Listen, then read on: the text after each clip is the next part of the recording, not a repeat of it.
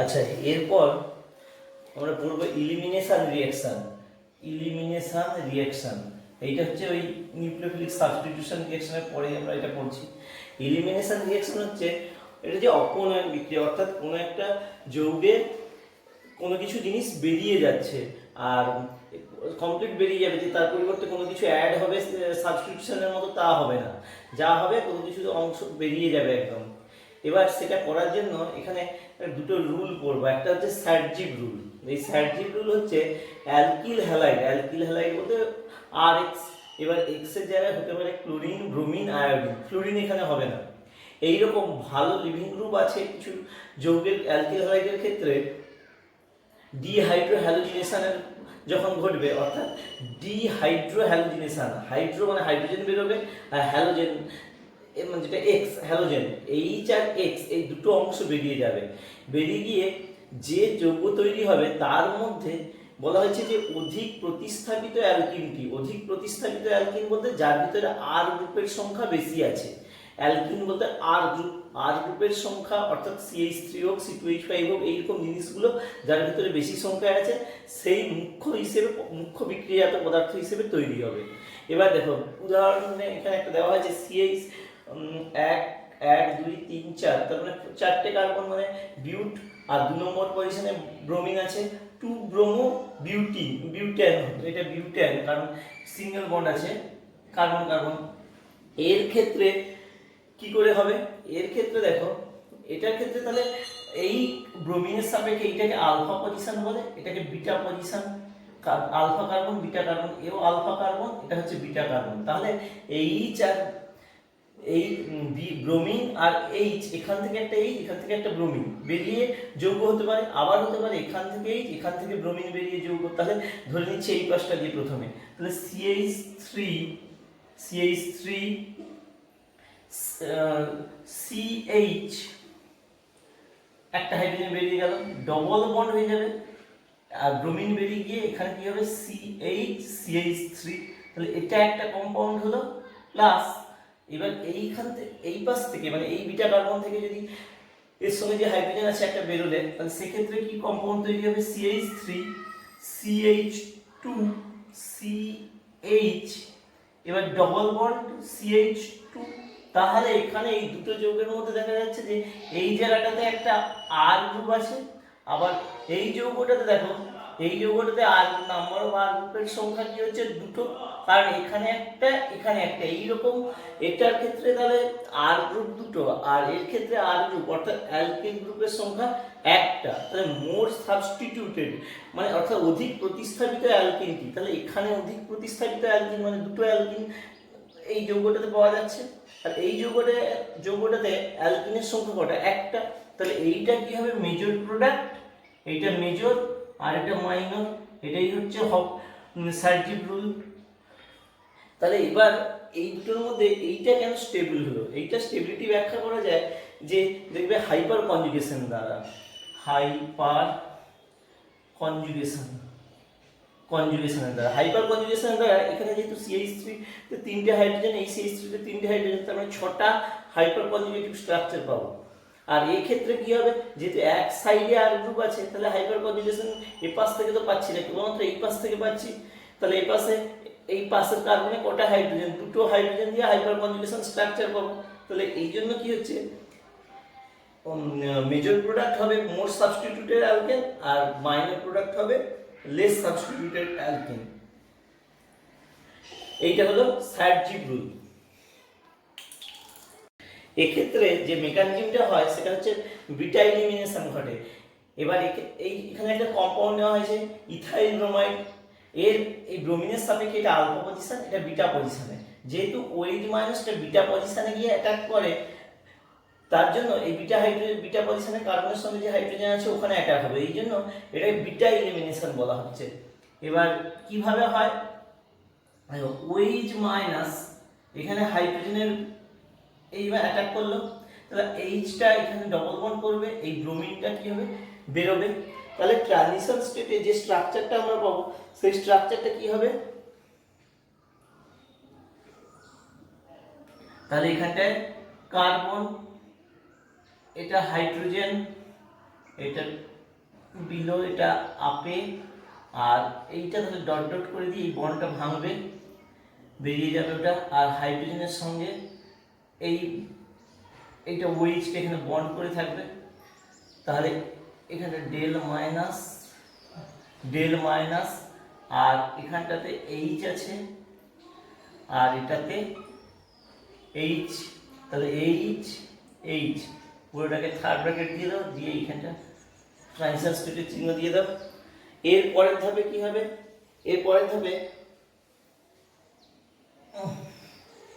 এখান থেকে দেখো, তাহলে ওইচ মাইনাস আর হাইড্রোজেন যুক্ত হয়ে গিয়ে ওয়াটার হয়ে যাবে, আর ব্রোমিনটা বিআর মাইনাস আকারে বেরিয়ে যাবে, তাহলে ডবল বন্ড ফর্মেশন হবে। তাহলে কার্বন একটা বিলোতে আছে, একটা আপে আছে, কার্বন ডবল বন্ড, তাহলে পাশে হাইড্রোজেন আর তার সঙ্গে বিআর মাইনাস হবে, আর ওয়াটার H2O তৈরি হবে। এই হলো মোটামুটি মেকানিজমটা। সাইড এফেক্ট পর আমরা করব হফম্যান এলিমিনেশন রিঅ্যাকশন। এটা ওই E2 এর একটা एग्जांपल। এখানে কি হবে, হফম্যানের সাইড এফে যা হয়েছে তার উল্টো। আর এই ক্ষেত্রে কি হবে, লিভিং গ্রুপটা সহজে যৌগ থেকে বেরোতে পারবে না, সেই রকম ক্ষেত্রে এটা প্রযোজ্য। তখন কি হবে, লেস সাবস্টিটিউটেড মানে কম প্রতিস্থাপিত অ্যালকিনটি কি হবে, মুখ্য যৌগ হিসেবে। এবার ধরো এই যৌগটার ক্ষেত্রে CH3 CH2 CH ফ্লোরিন আছে আর CH3টাকে CH2H বলে লিখেছি।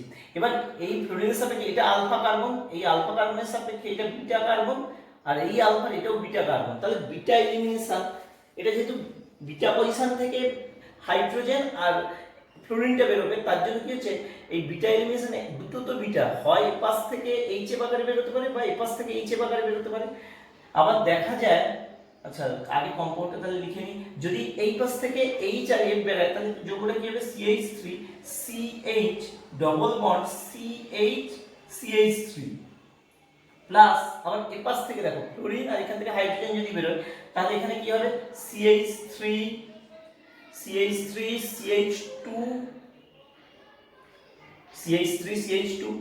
F আর এখান থেকে H, তাহলে পড়ে থাকবে কি এখানে CH ডবল বন্ড CH3 1 2 3 না CH3 না CH2, কারণ হাইড্রোজেন বেরিয়ে গেল, F বেরিয়ে গেল, HF আকারে CH2 হলো। এবার বলা হচ্ছে যে এইটা মেজর হবে আর এইটা কি হবে, মাইনর হবে এই ক্ষেত্রে, অর্থাৎ লেস সাবস্টিটিউটেড। কারণ এখানে দেখো আর এর সংখ্যা, নাম্বার অফ আর গ্রুপ একটা, অ্যালকিল গ্রুপের সংখ্যা, আর এই ক্ষেত্রে অ্যালকিল গ্রুপের সংখ্যা কটা, একটা দুটো, তাহলে এই ক্ষেত্রে এটা কি হবে, মাইনর, লেস সাবস্টিটিউটেডটা মেজর প্রোডাক্ট হবে। এবার কেন হয় দেখো, এখানে বিটা পজিশনের যে হাইড্রোজেন আছে এটা হচ্ছে কি লেস অ্যাসিডিক, আর এই বিটা পজিশনের হাইড্রোজেনটা মোর অ্যাসিডিক। এবার কেন লেস আর মোর, দেখো এই CH3 গ্রুপে প্লাস আই এফেক্ট আছে, প্লাস আই এফেক্ট থাকার জন্য এখানে ইলেকট্রন ডেনসিটি ইনক্রিজ করবে, ফলে এই বন্ডটা H+ আকারে সহজে বেরোবে না।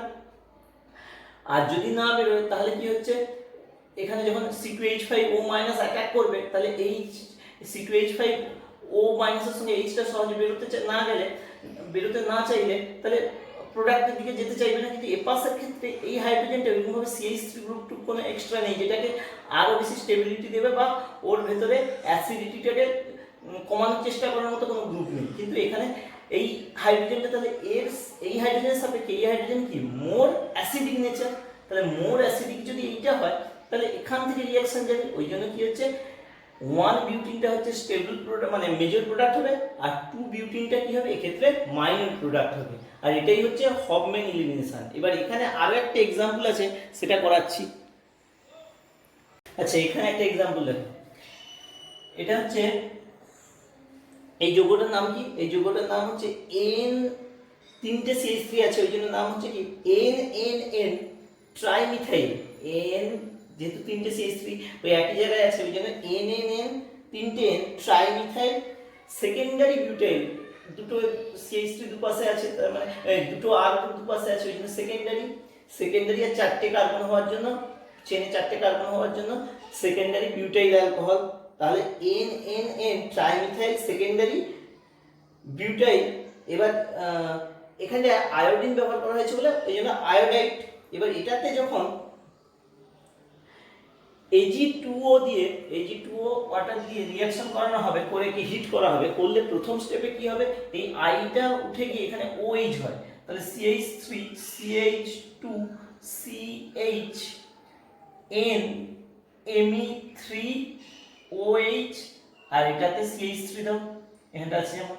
এবার এটাতে প্রায় 150 ডিগ্রি সেন্টিগ্রেড টেম্পারেচারে হিট করলে এটা কি হয়, তাহলে ওই সাইড হফম্যান রুল ধরে হবে। হফম্যান রুলে কি হবে, লেস সাবস্টিটিউটেডটা হচ্ছে সবচেয়ে বেশি পরিমাণে তৈরি হবে। তাহলে এপাশ থেকে যদি হাইড্রোজেনটা এপাশ থেকে যদি ডবল বন্ড ফর্মেশন হয়, তাহলে এপাশটাই তাহলে কি হবে, লেস সাবস্টিটিউট হবে। আর নাহলে এপাশ থেকে যখন হবে এটা তখন কি হবে, আগের মতো দুটো আর গ্রুপ চলে আসবে। কিন্তু এই বন্ড যখন ডবল বন্ড ফর্মেশন করবে এখানে, তখন সেখানে কি হবে, একটা মাত্র আর গ্রুপ তৈরি হবে। তাহলে মেজর প্রোডাক্ট কি হবে, CH3 CH2 CH, এবার ডবল বন্ড CH2, এটা হচ্ছে মেজর। আর মাইনরটা কি হবে, CH3 CH, এবার এখানে হাইড্রোজেনটার সঙ্গে রিঅ্যাকশন হচ্ছে CH CH3, এটা হচ্ছে মাইনর।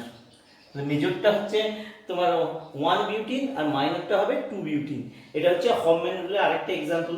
সবসময় মোটামুটি সেখানে তার মানে ফ্লোরিন দিয়ে হলে অ্যালকিল হাইড্রাইডের ক্ষেত্রে, আর এটার ক্ষেত্রে NNN ট্রাইমিথাইল জাতীয় এই যে যৌগগুলোর ক্ষেত্রে, আয়োডাইডের ক্ষেত্রে তখন কি করবে, এই রুলটা ফলো করবে মোটামুটি। এই দুটো একটু মনে রাখবে যে রিঅ্যাকশনের রিএজেন্টটা কি দিয়েছে। আর নাহলে ফ্লোরিন ব্রোমিন ক্লোরিন এইগুলোর ক্ষেত্রে যখন হচ্ছে তখন কি করবে, হফম্যান না করে সাইডজিপ রুল ফলো করবে। এবার আমরা কিছু স্পেশাল কেস রিঅ্যাকশনগুলোর ক্ষেত্রে দেখব। এখানে শর্টে লিখেছি ই মানে ইলিমিনেশন, অর্থাৎ অপনয়ন বিক্রিয়া ভার্সাস এসএন নিউক্লিওফিলিক সাবস্টিটিউশন, অর্থাৎ নিউক্লিওফিলিক প্রতিস্থাপন বিক্রিয়া।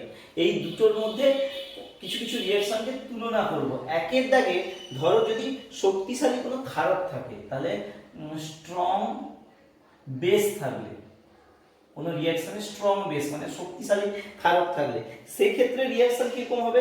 আর সেক্ষেত্রে ধরো CH3 কম্পাউন্ডটাকে আমরা দিচ্ছি কি CH2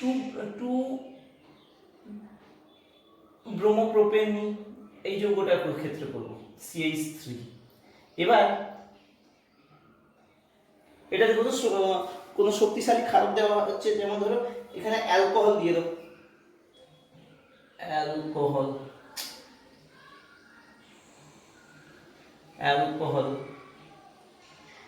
অ্যালকোহল দিলে এক্ষেত্রে যে রিঅ্যাকশন হবে সেই রিঅ্যাকশনটা যাবে SE2 বিক্রিয়ার মাধ্যমে ঘটবে E2 তে। আর এক্ষেত্রে 2 ডিগ্রি হওয়ার জন্য SN2 এক্ষেত্রে ঘটবে না, E2। তাহলে এটা যাবে কোন পথে, E2 এর মাধ্যমে হবে। তাহলে E2 যদি হয় তাহলে এখানে ব্রোমিন হলে এর পাশেরটা থেকে কি হবে, এই পাশ হোক এই পাশ যে কোনো একটা থেকে হাইড্রোজেন বেরোবে, কারণ পাশের কার্বন থেকে এই কার্বন আর এই কার্বন পাশাপাশি দুটো কার্বন থেকে দুটো এলিমেন্ট বেরোবে, অর্থাৎ একটা ব্রোমিন আর একটা হাইড্রোজেন। তাহলে কম্পাউন্ডটা তৈরি হবে কি CH3 CH double bond CH2। আর এক্ষেত্রে SN হবে না, SN2 হবে না, কারণ স্টেরিক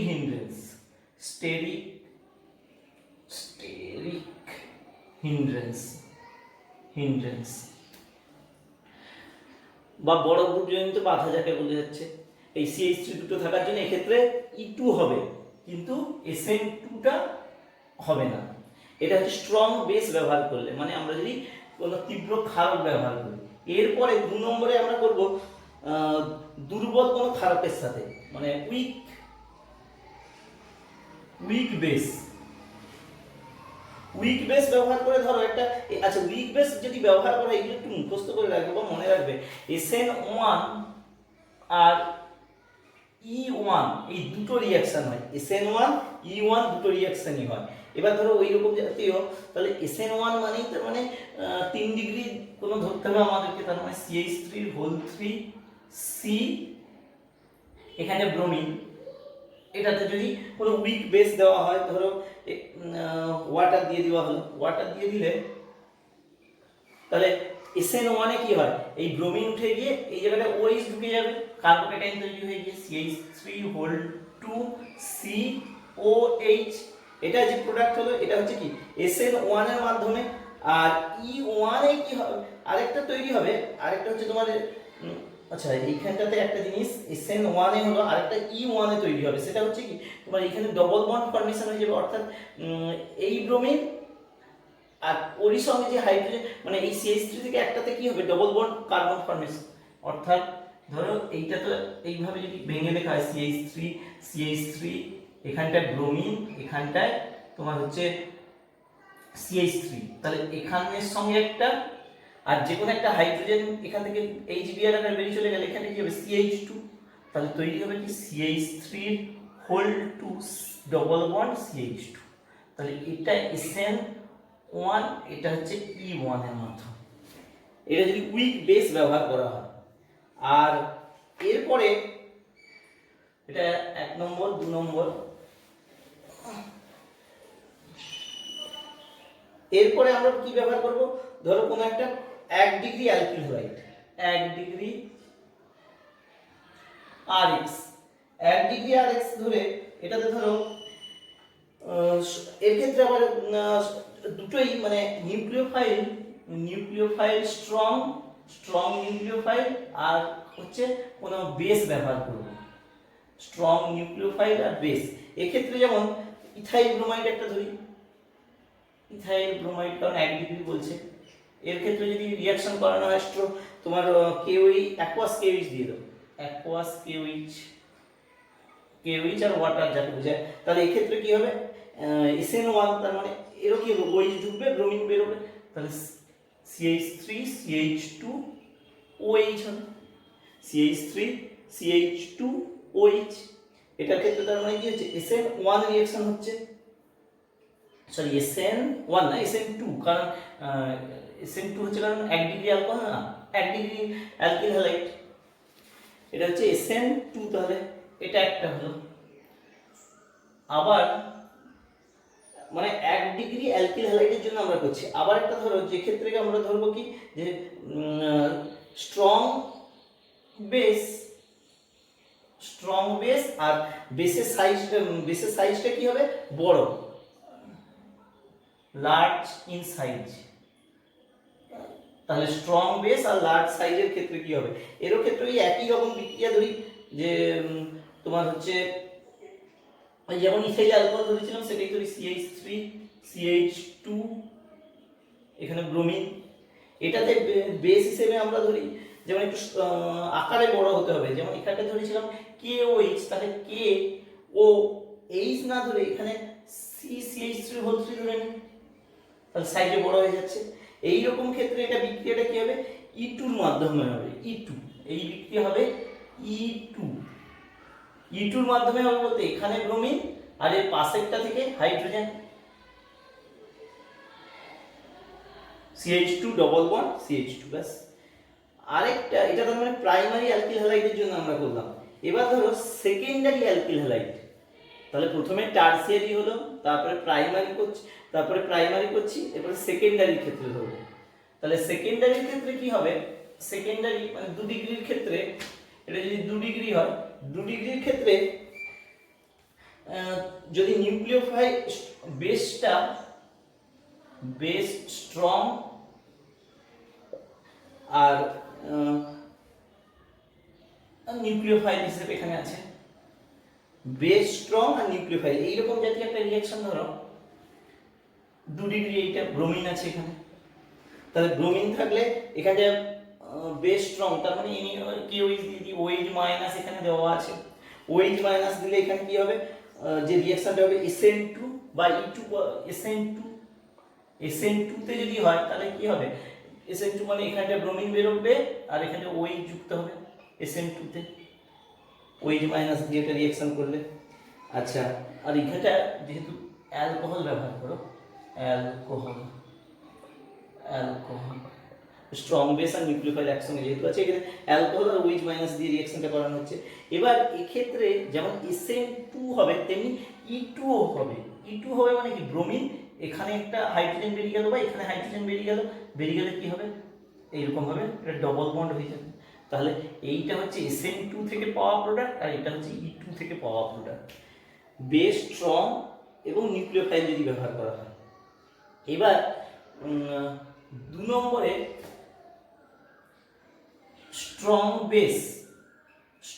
বেস আর কি ব্যবহার করা হবে, নিউক্লিওফাইলটা লার্জ হবে, লার্জ নিউক্লিওফাইল যদি এইরকম হয়, স্ট্রং বেস আর হচ্ছে লার্জ নিউক্লিওফাইল, সেক্ষেত্রে সেই আগের হয়েছিল যেমন দেখো স্ট্রং ওই একই রকম যৌগটা ধরি, তাহলে এক্ষেত্রে আমরা নেব কি, এক্ষেত্রে নেব ধরো কে ও লার্জ নিউক্লিওফাইল, তার মানে OCCH3 একটা নেওয়া হয়েছিল।